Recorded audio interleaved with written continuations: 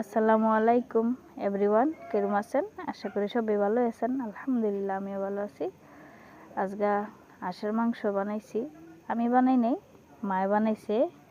আমি মোবাইল দিয়ে রাখছি, সব কিছু মাই করছে। আজকে মা রাতের রান্না বহুত দিন ধরে খাই না। আমি ভিডিও বানাই দেখা আমি কোনো টাইমে বানাই আর কোন টাইমে মা বানায়।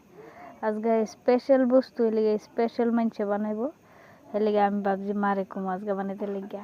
বহুত দিন ধরে মা রাতের মাংস, মুরগির মাংস এইসব খাই না। আজকে হাঁসের মাংস আনছিল আব্বাই, পরে মায়ে বানাইলো। আমি বয়ে বয়ে দেখতেছি আর ক্যামেরা করতেছি। মায়ে মাঝে মাঝে ভুলে যায়, কি জানি কি জানি। আমি কই কে তুমি ভুলে গেছে? হ, বহুত দিন ধরে রান্না বাড়া করি না, মাঝে মধ্যে করি, ভুলে চুলা যায়।